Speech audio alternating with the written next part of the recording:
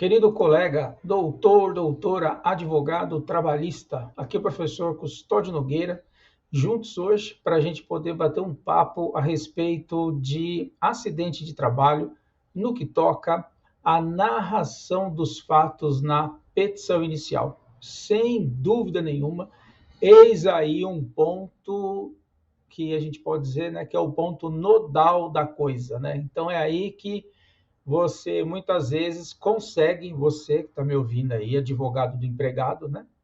Você consegue afundar o processo logo no início, né? Então vai lá com o coração aberto, né? Com aquela vontade imensa de fazer justiça e querendo convencer o juiz, né? Porque afinal de contas você está fazendo a petição inicial, não é isso?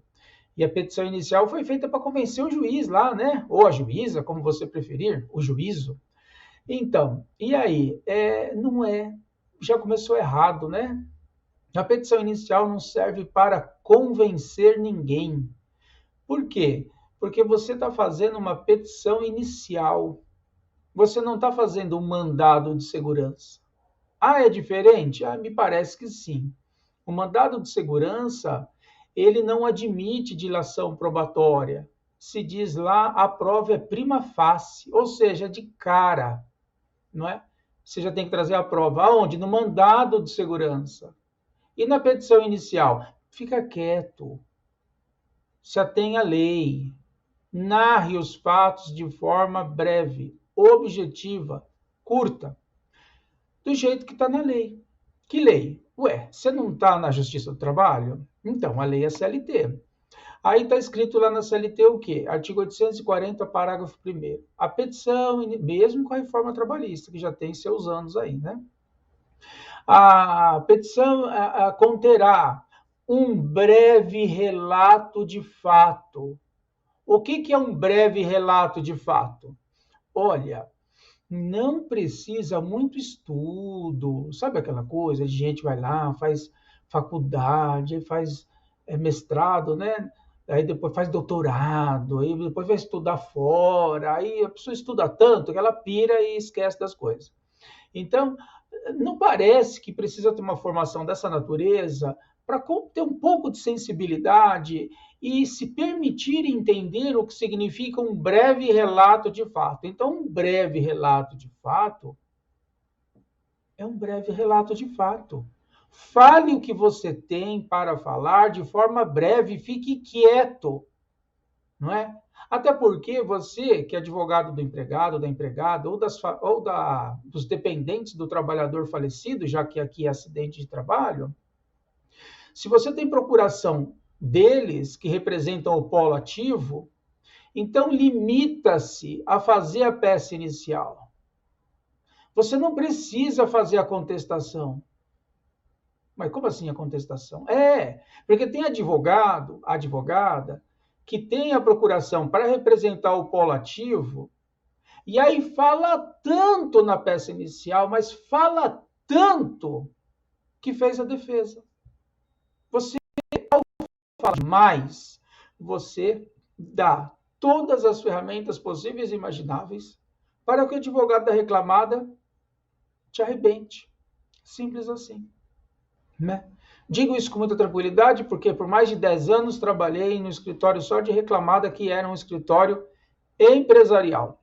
E aí? Aí já há muitos anos também parei com isso, porque eu tenho a pretensão de um dia ir para o céu. E vejo que é meio incompatível a advocacia para o reclamado com o objetivo que eu acabei de colocar aqui. Então, deixei esse negócio de lado e fui me ater à advocacia do empregado, àquela que eu não deixei por mais nada. Me identifico, né? Pois bem. E aí, então, por conta dessa minha experiência de trabalhar no escritório empresarial e, portanto, fazer muitas contestações, o que era mais difícil? O que estava um trabalho monstro?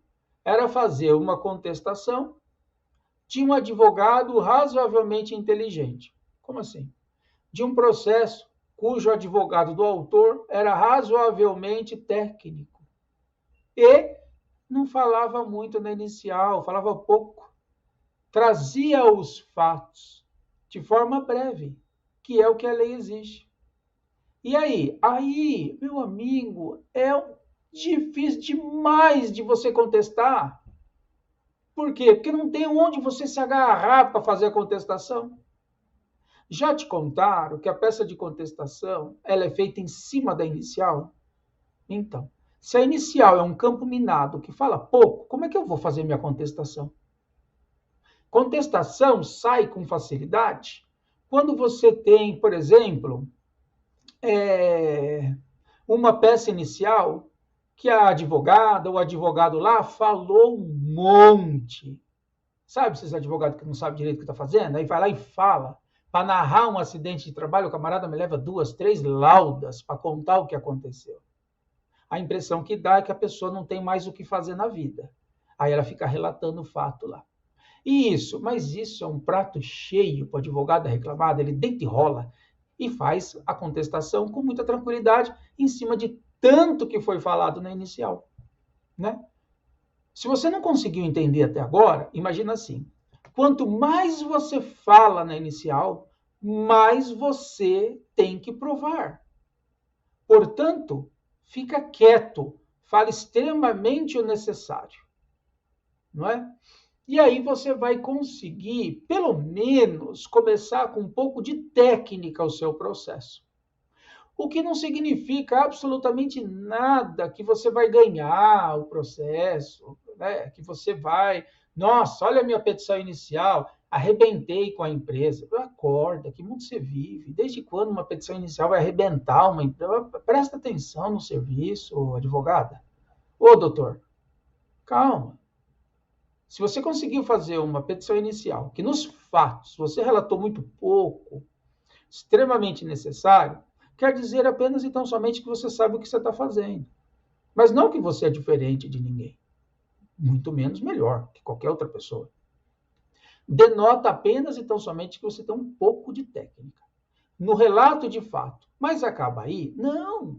Pelo amor de Deus, tem um monte de coisa para discutir na peça inicial. Né? E a responsabilidade civil do empregador pelo acidente? E a eventual responsabilidade civil dos empregadores quando houver pluralidade de reclamados pelo pagamento? Ah, é outra coisa? É. Você achava que era a mesma coisa? É outra coisa. E aí? Você viu a convenção coletiva para ver se tem lá alguma garantia de emprego para quem sofreu acidente de trabalho, algum seguro, alguma previsão lá de restabelecimento desse trabalhador? Você foi ver se tem alguma coisa? Não viu, né, colega? Então.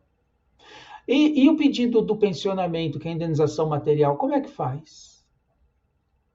Faz pedido pensão mensal? Faz pedido parcela única?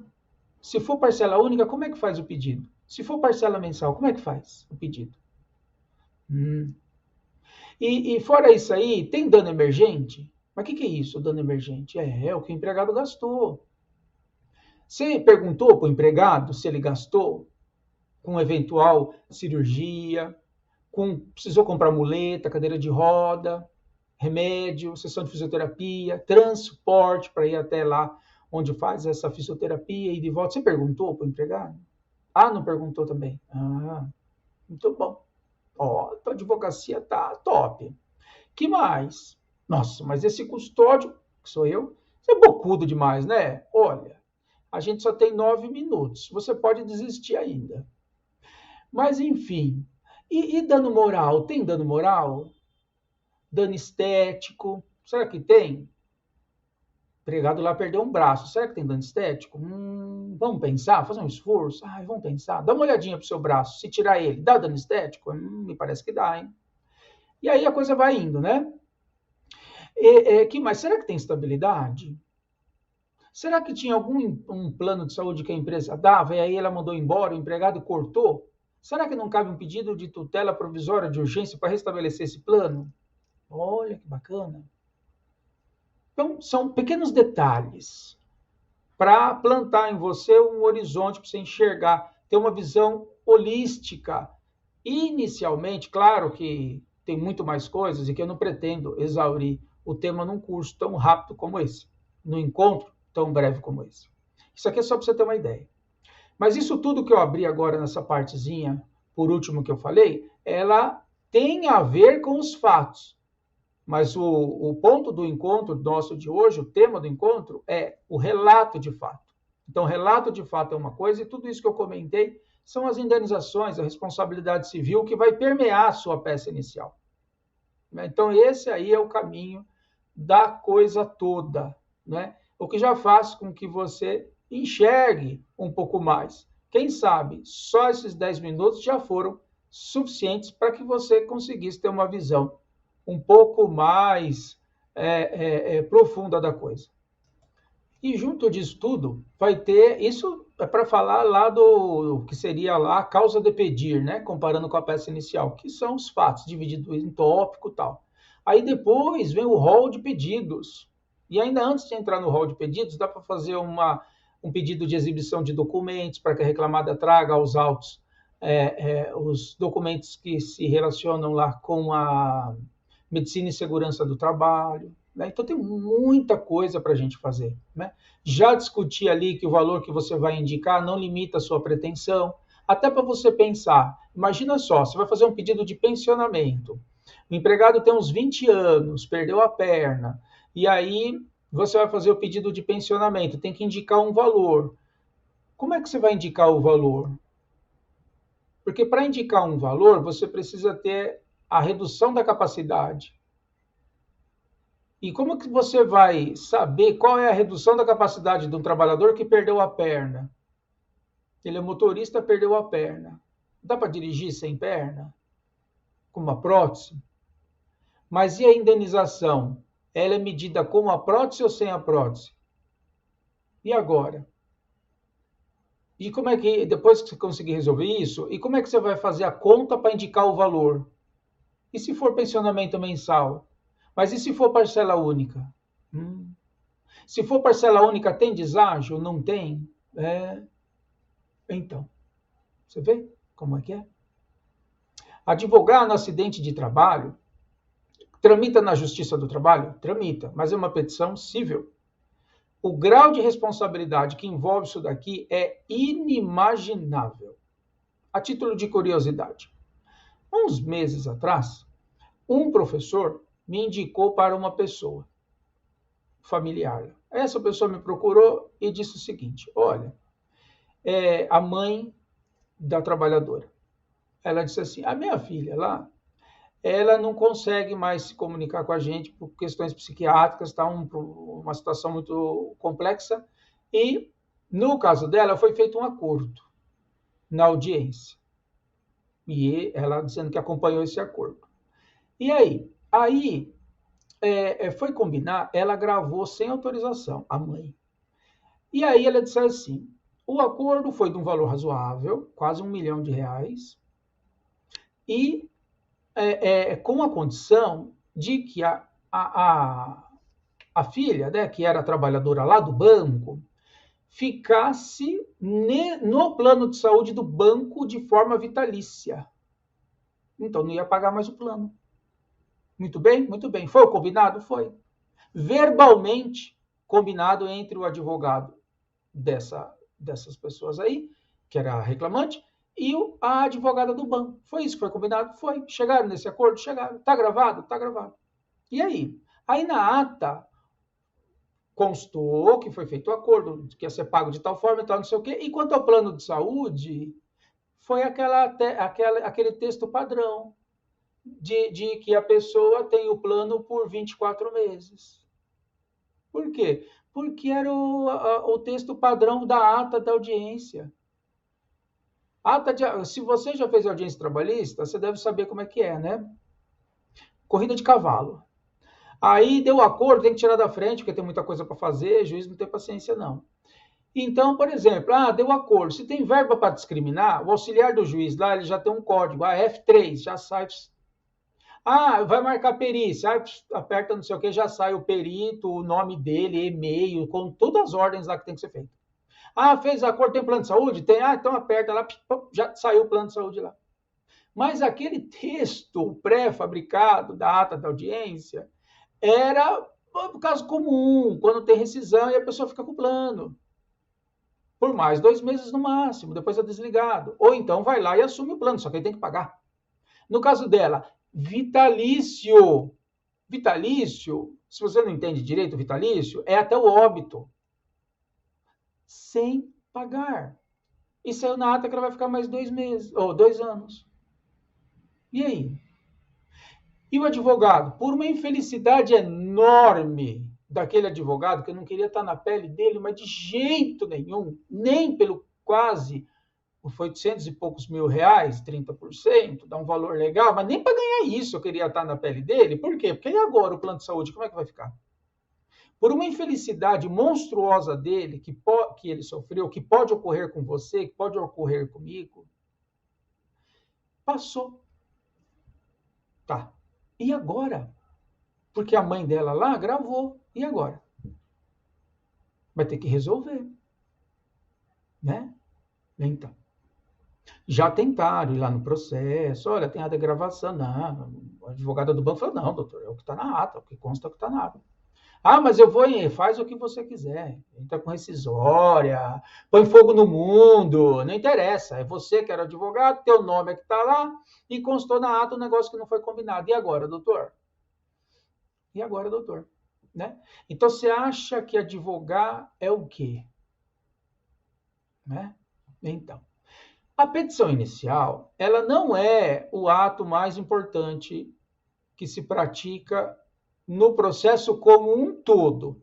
Na minha visão, a peça inicial é o ato mais importante, sim, que se pratica dentro do processo. Mas tem um ato que se pratica fora do processo que é muito mais importante do que tudo que você for praticar dentro do processo, que é o quê? A entrevista. E a entrevista, ela é mal e porcamente feita pelos advogados e pelas advogadas. Né? Quantas vezes eu ouço assim, processo dá pau no meio do caminho, e por conta das consultorias e até parcerias que firmam, os advogados me procuram, a advogada me procura. Ô, Custódio, me ajuda aqui, ó, mandei bem na sentença, saiu uma sentença favorável, virou tudo no TRT. TRT maluco lá, o desembargador. Quando a gente perde, a autoridade judiciária é sempre louca, né? E aí? Aí, então, o desembargador maluco lá reformou a sentença, agora é recurso de revista. Me ajuda aí, Custódio, fazer um recurso de revista e tal, não sei o quê. Então, vamos ver o que você falou na inicial? Então, aí você vai ver o que foi falado na inicial, aí você vai ver os fatos, você vê que tá zoado, e aí você vai ver que o desembargador lá não era tão louco daquele jeito. Né? Então, tem um meio aí entre a entrevista e a peça inicial, que é tudo o que você tem para fazer dentro desse processo. Então, colega, eu vou dizer uma coisa para você com todo o respeito e carinho do mundo. Eu não sou ninguém. Nada. Eu tenho um pouco mais de 10 anos de experiência. Não acho que isso seja alguma coisa. Mas me permitiu aprender um pouco e perceber o grau de responsabilidade entre fazer uma entrevista com o empregado ou com os dependentes do empregado porque ele faleceu, trazer essas informações para dentro de uma peça inicial. Você precisa de ter um filtro entre o que você colhe e o que você põe no papel. Onde vende esse filtro, Custódio? No tempo. Depois de uns 5, 6, 8 anos advogando, você vai começar a ter seu filtrinho. Até lá, peça muito a Deus para você não prejudicar, caso você acredite, para não prejudicar demais os seus clientes, porque até você aprender, você vai fazer muita M, tá bom? Eu espero te ajudar. Aliás, eu não estou aqui por outro motivo. Muito bem, assim a gente fecha a primeira de 3 partes desse nosso encontro. Caso tenha paciência, já voltamos.